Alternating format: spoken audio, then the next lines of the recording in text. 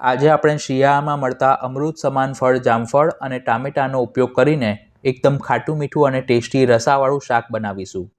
આ શાક બનાવવામાં ફક્ત 10 મિનિટનો સમય લાગે છે.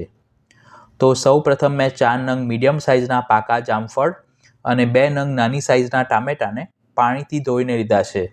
જ્યારે પણ તમે માર્કેટમાંથી જામફળ ખરીદો ત્યારે તે આ રીતના દેશી અને પ્રમાણમાં થોડા નરમ હોય તેવા જ લેવા, તો જ તેનું શાક સારું બને છે. હવે ચપ્પુ વડે જામફળની બંને બાજુના ડીટા કાઢી તેને મધ્યમ ટુકડામાં સમારી લઈશું. અત્યારે મેં સફેદ જામફળ લીધા છે. આ જ રીતે જો તમારે લાલ જામફળનું શાક બનાવવું હોય તો તેની વિડીયોની લિંક મેં ઉપર આઈ બટન પર અને ડિસ્ક્રિપ્શન બોક્સમાં આપી છે.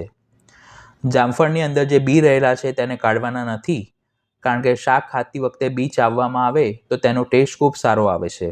પણ જો તમારા ઘરમાં કોઈ ઉંમરલાયક વડીલ હોય કે જેમને ચાવવાની તકલીફ હોય તો તમે બી કાઢીને પણ આ જ રીતે શાક બનાવી શકો છો. બધા જ જામફળને સમારી લીધા પછી આપણે ટામેટાને પણ સમારી લઈશું. આ શાકમાં જો તમારે ટામેટું ન ઉમેરવું હોય તો સ્કીપ કરી શકાય છે, પણ રસાવાળું શાક બનાવી રહે છે એટલે ટામેટું ઉમેરશો તો તે વધુ સ્વાદિષ્ટ બનશે. આ સિવાય પણ જામફળમાંથી બનતી બીજી 7 વાનગી મેં ચેનલ પર પોસ્ટ કરી છે, જેના પ્લેલિસ્ટની લિંક આઈ બટન પર અને ડિસ્ક્રિપ્શન બોક્સમાં આપી છે. હવે શાક વઘારવા માટે કઢાઈમાં 1 ટેબલસ્પૂન તેલ ગરમ કરી તેમાં 1 ચમચી જીરું અને 5 ચમચી જેટલી હિંગ ઉમેરીશું. જીરું સરસ ફૂટવા લાગે એટલે 1 ચમચી હળદર ઉમેરી વઘાર તૈયાર થાય એટલે તેમાં સમારેલા જામફળ ઉમેરી વઘારની સાથે સરખી રીતે મિક્સ કરી લઈશું. જામફળનો હલવો અને જેમ આપણે આમ પાપડ બનાવતા હોઈએ છીએ તે રીતના પાપડ પણ ખૂબ ટેસ્ટી બને છે.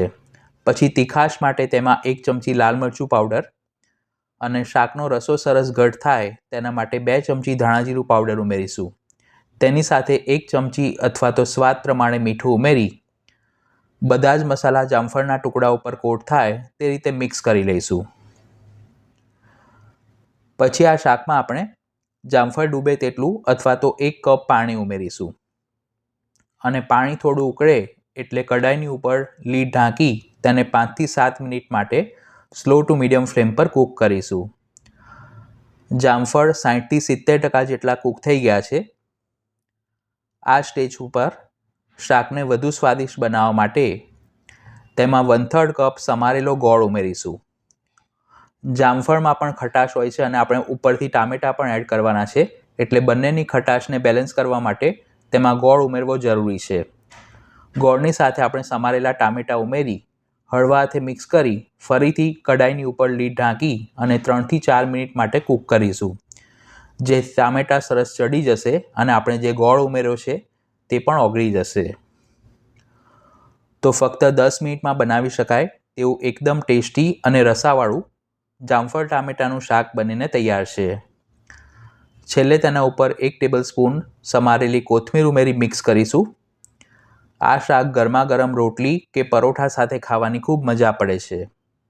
તો શિયાળાની ઋતુમાં તમે પણ આ શાક ઘરે જરૂર બનાવજો. વિડીયો પસંદ આવી હોય તો તેને લાઇક અને શેર કરવાનું ન ભૂલશો. ચેનલ પર પહેલી વાર આવ્યા હો તો તેને સબસ્ક્રાઇબ કરી બાજુમાં આપેલા બેલ આઇકોન પર ક્લિક કરજો. Thanks for watching this video.